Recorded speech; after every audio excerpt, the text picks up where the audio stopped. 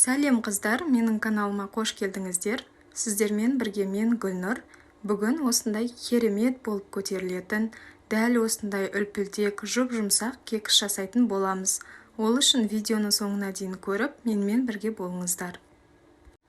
Ең алдымен бос ыдысымызға 3 дана жұмыртқамызды жарып аламыз.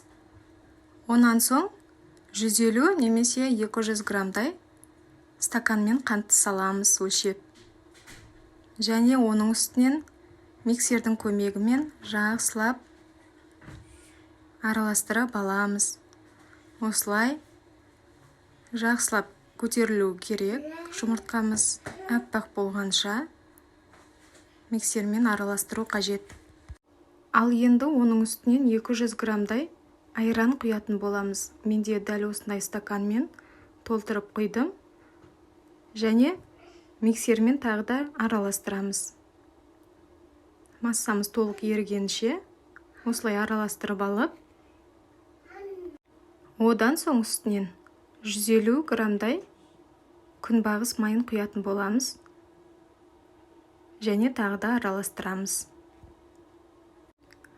Және содан соң 1 шай қасық қопсытқышты мен ұнның үстіне салып, ұнға араластырып аламын.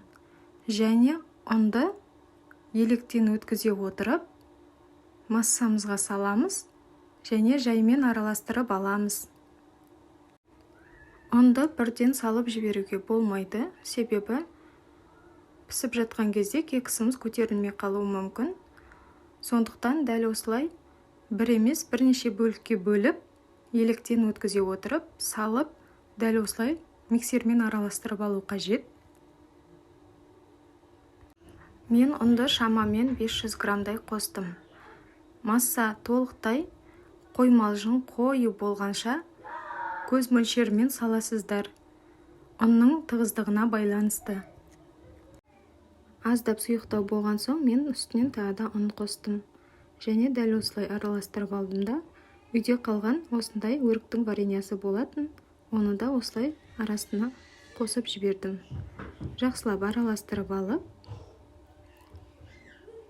осылай қосып жіберсеңіздер болады. Міне массамыз да дайын болып қалды. Дәл осылай қою болуы қажет. Ал енді кексті құятын формамызды дайындап аламыз. Ол үшін үстінен аздап күнбағыс майын құйып, жақсылап арасына майды жағып алу қажет. Жабысып қалмайтындай болуы керек. Не болып қалды, ал енді үстінен дайын массамызды құямыз. Дәл осылай барлығын жақсылап құйып алдық та, үстінен тегістеп аламыз. Ал енді 180 градуста қызып тұрған пешімізге 40, шамамен 45 минут пісіріп аламыз. Міне салып алдық. Ал енді қыздар, уақытқа қарап отыруды ұмытпаңыздар. Және уақыт өте дәл осылай көтерілетін болады. Пештің аузын қайта-қайта ашуға болмайды, себебі көтеріліп келе жатқан кексіміз қайта басылып қалуы мүмкін. Міне дайын. Дәл осындай әдемі болып шығады. Кекстің толықтай піскенін білу үшін дәл осындай таяқшамен тексеруге болады. Таяқшаға қамыр жабыспаған болса, ол міндетті түрде піскен. Міне кексіміз дайын. Бетін қалауларыңызша әрлесеңіздер болады қыздар.